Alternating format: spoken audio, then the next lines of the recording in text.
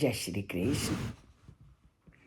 उस परमात्मा के द्वारा बनाई गई ये सृष्टि अद्भुत है और उसे इस सृष्टि को जानने में वर्षों से लोग लगा हुआ है, पर इस सृष्टि के रहस्य को जान नहीं पाए और लगातार लोग इसके रहस्य को जानने में अपना प्रयत्न लगाए हुए हैं।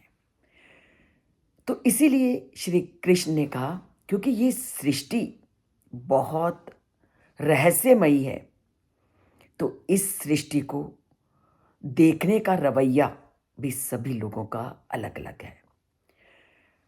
क्योंकि जब कोई चीज़ रहस्यमयी होती है तो सभी लोग अपनी ज्ञान, अपनी बुद्धि के द्वारा उसके रहस्य को जानने का प्रयत्न करते हैं, तो सबको वो रहस्य अलग अलग स्वरूप में दिखाई देता है। तभी तो श्री कृष्ण ने कहा कि कोई इसको आश्चर्यवत देखता है, कोई इसको आश्चर्यवत सुनता है, कोई इसको आश्चर्यवत सुनता है, देखता है और उसके बारे में बोलता है। क्योंकि जितने भी लोग रहस्य के बारे में जानने का प्रयत्न करेंगे, उसको उतने ही अलग अलग रूप उस वस्तु की दिखाई देंगे। और वही इस सृष्टि का, इस आत्मा का, इस परमात्मा का के विषय में लोगों की अपनी अपनी ज्ञान और अपनी अपनी बुद्धि के माध्यम से वो इसका वर्णन करते हैं। क्योंकि रहस्यमयी चीज़ों के बारे में अंतिम तथ्य तक पहुंचना बहुत बहुत मुश्किल है। तो इन चीज़ों पर पहुंचने में व्यक्ति असमर्थ है, तो उसी बात को अनेकों तरीकों से श्री कृष्ण लोगों के मन तक पहुंचाने का प्रयत्न करते हैं। और फिर वही बात वो लोगों के सामने कहते हैं कि देह में रहने वाली ये जो आत्मा है, हर एक के देह में रहने वाली ये आत्मा अवध्य है। किसी के द्वारा इसका नाश नहीं किया जा सकता, नाश केवल शरीर का है। तो क्या कहते हैं वो? देहि नित्यम अवध्योऽयम्, देहे सर्वस्य भारत, तस्मात् सर्वाणि भूतानि ना तुम शोचितुम अर्हसि। तो क्या कहते हैं वो? परमपिता परमात्मा को कहते हैं कि जब शरीर में निवास करने वाली आत्मा अविनाशी है, जब पता है कि उसका नाश नहीं होना, तो तुम युद्ध स्थल में ये जो प्राणी खड़े हैं, तुम उनके लिए शोक क्यों कर रहे हो? क्योंकि इन सब के अंदर जो विद्यमान आत्मा है, उसका कभी नाश नहीं होना। जब आत्मा का नाश है ही नहीं, तो इनका जब वध होगा तो केवल शरीर का वध है, उनकी आत्मा का वध नहीं है। तो तुम शोक क्यों कर रहे हो? तो इस शोक को करना तुम्हारे लिए बिल्कुल भी उचित नहीं है। तो अपने उपदेशों के अंतर्गत परमपिता परमात्मा कुछ श्लोकों में अपने दृष्टिकोण का वर्णन करते हैं और फिर वह एक श्लोक के माध्यम से, पहले तो उन्होंने आत्मा के अनेक विशेषणों का आत्मा के साथ प्रयोग करके उसका वर्णन किया और अंत में अब आत्मा के स्वरूप का वो एक ही श्लोक में वर्णन करते हैं।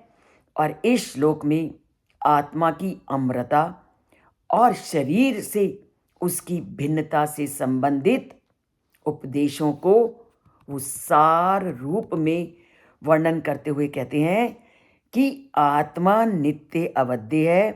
वो आत्मा जो सबके शरीरों में निवास करती है, जब आत्मा अवध्य है तो तुम्हें इस संसार से जाने वाले किसी भी मनुष्य के लिए जो तुम्हारा शोक करना है वो उचित नहीं है। तो सर्वाणि भूतानि ना शोचे तुम अर्हसि, कि तुम किसी भी प्राणी के लिए शोक करना तुम्हारे लिए उचित नहीं है। तो 11वें श्लोक से लेकर वो 20 श्लोकों में अनेक आत्मा के विशेषणों के द्वारा आत्मा का निरूपण करते हैं। और आपने सोचा कि श्री कृष्ण ने आत्मा के साथ इतने विशेषणों का प्रयोग क्यों किया? क्योंकि इतने विशेषणों का प्रयोग करने का एकमात्र कारण था कि संसार में जितनी भी हमें वस्तुएं दिखाई देती हैं वो सारी वस्तुएं भौतिक हैं, और भौतिक वस्तुओं का विनाश करना संभव है। तभी तो उन्होंने आग का वर्णन किया, हवा का वर्णन किया, जल का वर्णन किया, क्योंकि जल हो, आग हो, वायु हो, ये सब चीज़ें केवल भौतिक पदार्थों को प्रभावित करने में समर्थ होती हैं। अर्थात जल का, आग का, हवा का जो प्रभाव है, जो लोगों को नष्ट भ्रष्ट करने की शक्ति है, वो केवल इन लोगों पर उनका प्रभाव पड़ता है जो भौतिक है, अर्थात जिनका संसारिकता से संबंध है। आत्मा भौतिक पदार्थों से बहुत ऊपर है। आत्मा का भौतिकता से कोई भी संबंध नहीं है। इसलिए चाहे जल हो, चाहे औजार हो, चाहे अग्नि हो, चाहे हवा हो, वो किसी भी तरह से इस आत्मा पर अपना प्रभाव डालने में समर्थ नहीं होती। तो तभी अंत में संक्षेप रूप में उन्होंने केवल एक ही शब्द का प्रयोग किया, देहि नित्यम अवध्योयम। उन्होंने आत्मा की अमृता का वर्णन करते हुए केवल एक ही शब्द का अंत में प्रयोग किया, और पूरी आत्मा के सार को उन्होंने एक ही शब्द में एक्सप्लेन कर दिया, अवध्योयम, कि इसका वध करने में कोई भी समर्थ नहीं है। क्योंकि जितने भी वध करने वाले अस्त्र शस्त्र या प्राकृतिक शक्तियां हैं, वो केवल उन्हीं पर प्रभावित हो सकती हैं जो भौतिक तत्वों से बना हुआ है। चाहे जल है, आग है, वो शरीर को इसलिए प्रभावित करती हैं क्योंकि जो हमारा शरीर है ये भौतिक तत्वों से बना हुआ है। ये जल, अग्नि, वायु, आकाश, इनसे निर्मित है, भौतिक तत्वों से निर्मित है। इसलिए ये जितनी भी वस्तुएं हैं वो केवल भौतिक शरीर पर अपना प्रभाव डालती हैं, अभौतिकता पर वो अपना प्रभाव और अपना आधिपत्य स्थापित करने में समर्थ नहीं है। तो पूरी आत्मा की अजरता, अजर है, अमर है, उसको श्री कृष्ण ने इस श्लोक में एक ही शब्द में व्यक्त कर दिया, अवध्योयम, कि कुछ भी कर लो, तुम इस आत्मा का वध नहीं कर सकते।